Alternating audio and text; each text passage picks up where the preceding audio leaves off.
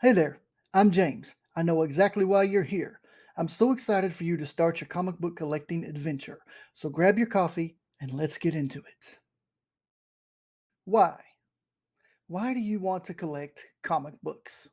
Sounds simple enough, but this is a very powerful question that you must ask yourself.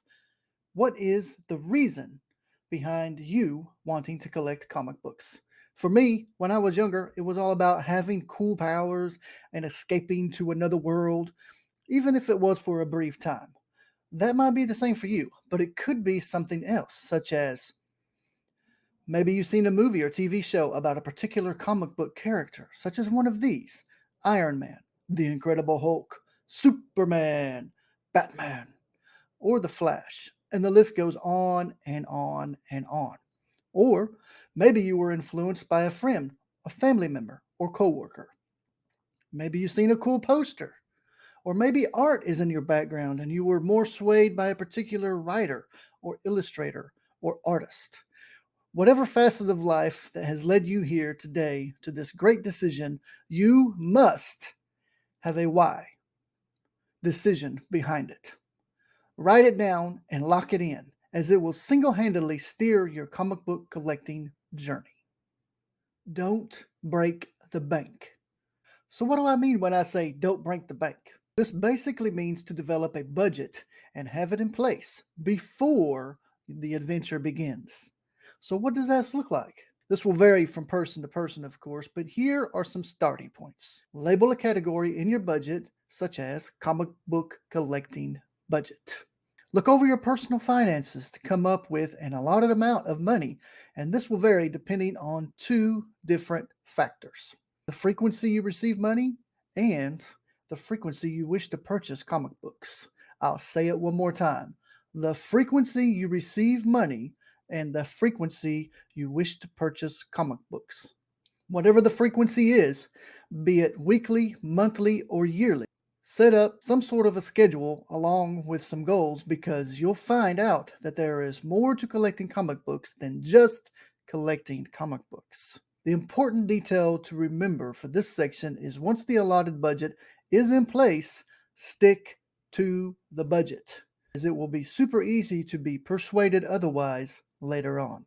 Having a budget in place will allow you to be more specific in your decisions and not suffer any other outside financial hardships due to overspending. Everything is meaningless. Sounds like a strange statement when you hear it at first, but there's a lot of truth behind it. As you continue your comic book collecting adventure, you'll soon realize that there is a vast amount of comic books out there. So much so that it would be near impossible to collect them all. And knowing that, why would you want to? For example, if you're not particularly fond of a certain character or series or label, then collecting those comics would not prove to have much meaning to you. Whereas narrowing down this search for specific characters, series, writing, or art styles would have more of an impact on your fulfillment. Collecting everything for the sake of collecting everything, in my opinion, isn't collecting at all. I call that hoarding. And if that's what you choose to do, then that is your decision. But just understand that these two things are not the same.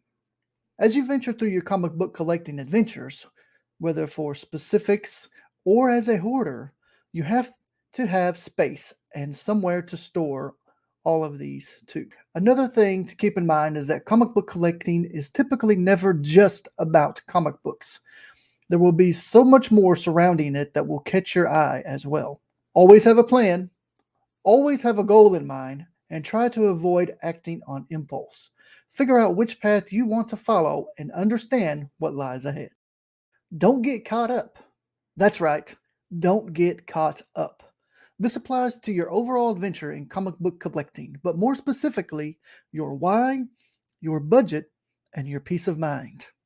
Since this is a basic tip guide, we'll only dive into two factors, which are FOMO, FOMO, fear of missing out, and FOM or FOTM, depending on who you are and how you want to use it, flavor of the month. We'll start with FOTM, or Flavor of the Month. This is typically seen when something outside of the comic book collecting industry is about to take place that can directly impact comic books themselves, specifically pricing. These outside influencers are things like movies and TV shows, for example. But believe it or not, people will initiate this more so than any movie or TV show themselves, and is just merely and purely out of speculation. Be mindful of this as it can drive comic book prices up in an exaggerated manner. It certainly doesn't mean that those price figures are true or will remain at a higher cost. It's people taking advantage of a system and, in turn, possibly taking advantage of other people. FOMO, FOMO, or fear of missing out, can be applied to anything related to flavor of the month. This is primarily due to the nature of flavor of the month, and you can tell that it's true just due to its name. It's time based, and if you're not careful, you can even get wrapped up in this time based trap in thinking that you have to do it now or you won't be able to get it ever again. That just isn't true. FOMO can be applied to certain sales, stating that you should act now. Also, not true. There will always be sales, always. If you stay true to your plan, be patient and disciplined, you won't have to worry about FOMO. You can then change that way of thinking to something I heard from another YouTuber, Pat Flynn, to FTOO. This stands for free to opt out or freedom to opt out. That is until at a later time if it's something that you do wish to acquire. You're only opting out for now, but maybe not forever. Do your research. Research, research, research. I know it sounds boring at first, but once you dig into it, it won't be. Keep in mind the word dig, as you'll be doing a lot of that later in your journey. So get your shovel ready. So, why would you bother researching? This particular tip incorporates all of our previous tips so far, and it will also be used in the tips to follow. Research will help you with defining and even redefining your why. That's right, your why may or may not change along the way because right now you're just getting your feelers out there. Keeping the budget in order. Research pricing versus blindly buying with zero knowledge. This will guide and keep you within your own set boundaries unless you have a hefty disposable income. But even then, I would say you have some sort of budget to maintain, just at a higher level. So, what can help you do this? You can plan accordingly. If you follow tip number 9, then your budget is already in place. You can start specific. Keep it specific and follow through with that for a period of time before branching out. You might find out that being specific is all your budget can handle. Set your own goals and target. This will help you be specific and also aligns with your plan in accordance with your budget. Another thing it will help with is maintaining your journey. This mainly deals with your mindset of either collecting specifically or hoarding everything. I'm not against either of these methods, but what I am saying is this: make sure it's something that you enjoy and it doesn't conflict with your life outside of collecting. And lastly, don't get taken. No, I don't mean if you buy a comic book that Liam Neeson is going to come and get you. This, of course, unless it was a stolen book from him, then yeah, you might need to be looking out. Jokes aside, though, what I mean here is research to prove to you that you are getting a fair deal, as well as the person or place that is selling you the comic book. As honest as we would like others to simply not do the research would be naive on our part. When I started collecting, I hardly had any guidance. That's why I'm here creating this content, so you'll have a better, well, a more informed start to your collecting adventures. Start local and then branch out. This one is fairly straightforward, but it's basically directed toward where you acquire your comic book. Comic books can be sought out and bought from numerous places, and in this day and age, you have the advantage. When I was collecting comic books as a kid, I only had a very few outlets to acquire my comic books. I'm Gen X, so there really wasn't the internet, at least not in the mainstream manner that it is today. There also wasn't cell phones, or at least cell phones sort of coming into play, but they were very basic. But that was even later on. The reason I say start local first is due to two things. access, and support. Now, you might be asking, why is starting local and these two factors important? The reason for that is you might not have access to anything else but what's in your own hometown, and that's okay. So don't be intimidated or discouraged about it. Here are some examples of where you can possibly acquire your comic books. LCS, which stands for Local Comic Store or Local Comic Shop. This is where the support comes into play because the more you do business with them, the more they can thrive to maintain and remain open for you to do business with. It's a two-way handshake. Other shops, these might sell action figures, vintage toys, or other things. And sometimes they might have comic books roll in and out of there too. So don't be afraid to wander in there and just ask them. Even if they don't, they might know people that do. Yard and garage sales. These can be tricky sometimes due to the nature of them being time-based events throughout the year, where some areas have them more year-round than others. In my opinion, you need to start early in the morning and stay true to what you're looking for, as you can easily get sidetracked. Also, as mentioned above, if they don't have comics, just ask them if they know who does. Flea markets and estate sales. I have found many great comic books in flea markets, but you have to be careful. I have found many not so great deals as well. It's good for you to do your due diligence at flea markets and estate sales because you could easily be tricked into thinking something is a deal when it isn't. If your hometown don't have these, then maybe a nearby town will. After that, branch out from there and use the internet to your advantage. I won't list all the places here, but I will certainly make another video about it. Hey guys, just wanted to break in here real quick and make sure that everybody's awake, everybody's accounted for, but more importantly, you refill your coffee.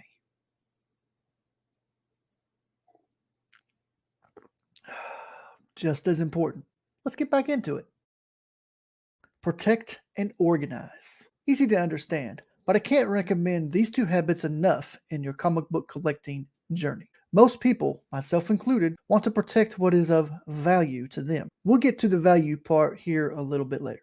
Protecting your comic book collection is actually fairly easy. I'll have another video in detail about protecting and organizing, but for a basic starter list, this will get you going. Bags and boards. They can be picked up from various places, both locally and online. The bag, or sleeve as it's referred to, holds the comic book and the board supports it inside of the sleeve. I recommend buying Silver Age bags to give it a little bit more cushion on space and avoiding tightness, as well as acid-free boards. Again, more to come in another video about the basic comic book collecting terminology.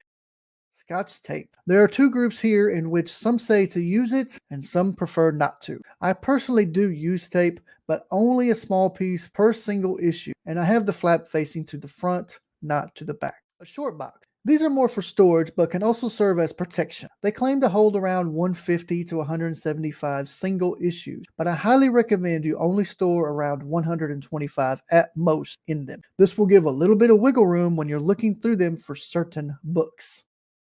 On the other hand, we've got long boxes. These can typically hold twice the amount of comics as a short box. I do not recommend these as they are, for one, troublesome to store, and two, troublesome to move.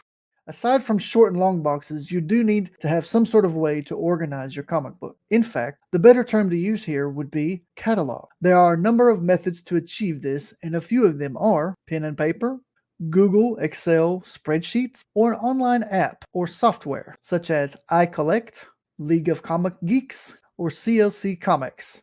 And there are a vast amount of other options out there. I personally use and recommend CLZ Comics. I've been using their software for years now, and in fact was grandfathered in. CLZ Comics, like other cataloging software, has both a free and paid version. If you want to know more in detail about CLZ, I can create another video specifically about it. These are just the basics of what you can start with, so let's keep going. Value isn't equal to worth. I already know what you're thinking. How could value not be equal to worth? That's a fair question. I'll do my best to explain, and I'm sure this might catch some controversy, but it's my opinion and perspective on the matter anyways. The comparison that stuck out to me the most between these two terms was worth refers to the monetary cost attached to an item and is typically fixed. The market will dictate the rise and fall of worth. Value refers to not just the monetary cost, but also an emotional attachment to an item. So the big difference here is emotional attachment factor. As I understand, believe, and relay it to you, depending on the emotion at any given time, the value can change on a personal and individual basis, but the worth typically won't. I say all that to say this with an example to follow. First of all, there are people who collect things that have no real worth, such as a rock collection or a seashell collection, but the value they place on that collection is high on a personal level to them, but the worth is not in particular high to someone else. This idea can be applied across the board. Here's my example when it pertains to comic book collecting. My favorite comic book character, if you were to ask anyone who knows me, in which hopefully y'all get to know me too, is Deadpool. Hands down, above all else. I pretty much collect most Deadpool comic books. But if I had Hulk number 181, which is considered a grail in the comic book world, most collectors might keep it, but I would just sell it. My main reason behind this is, in my comic book collecting journey, I'm not collecting all grails or what's considered to be one. The Hulk number 181 would be worth quite a bit. This is true, in just a face value price tag speaking. But it would not have any real value to me personally. I would sell it more than likely and just buy more Deadpool comics or Deadpool memorabilia. No right or wrong way. This tip stands true. You are on a comic book collecting adventure. That's right, an adventure. Have you ever taken a road trip before?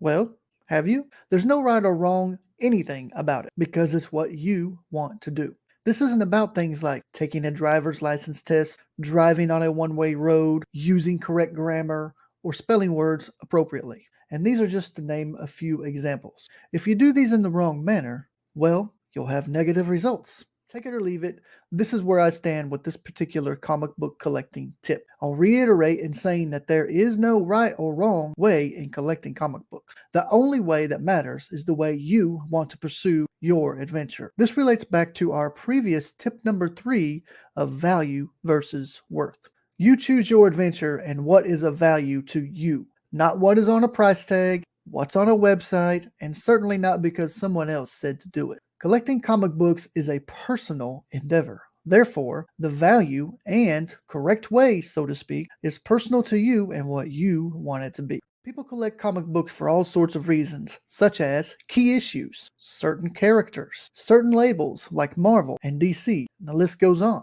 Some will only collect comic books based on artwork, ink work, or writing. And since we're talking about art, let's not forget about all the cool covers. This is one I do from time to time. I'll see some cool cover art and I'll just snatch up the book. Another one could be the collectors that only want the TPBs, trade paperbacks, and omnibus versions versus the singles.